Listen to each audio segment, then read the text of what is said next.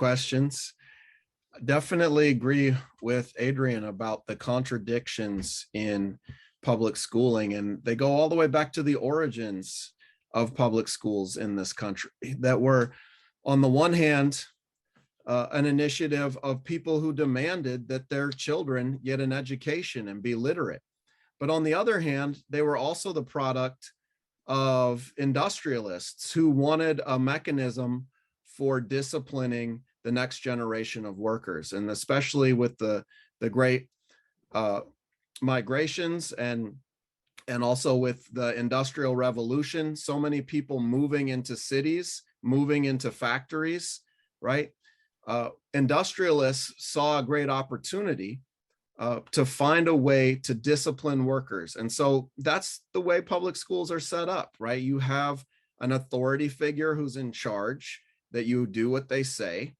You have a bell structure, right? And the bell rings and you go on to the next class, just like the bell rang in the factory to signal your breaks. Seats right? in rows, right? Facing And forward. you know, the assembly lines.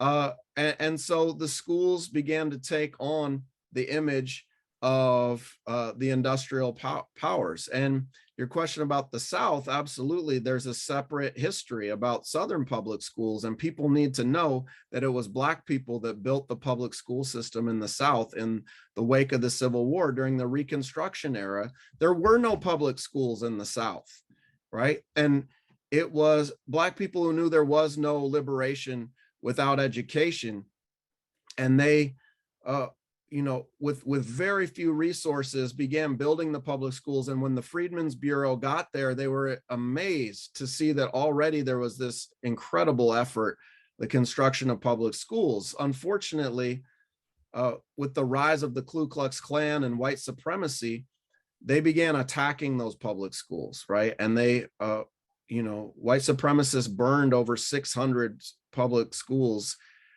in the South that served Black people during the Reconstruction era.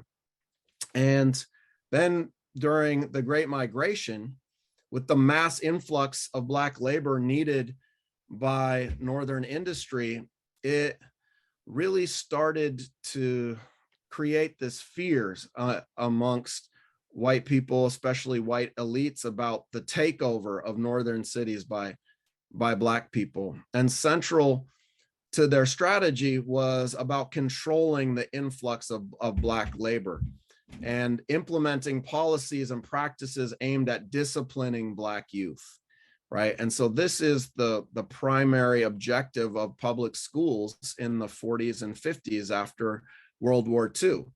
And so you have neighborhood agencies that are working to control the influx of Black youth, and they called it a control problem.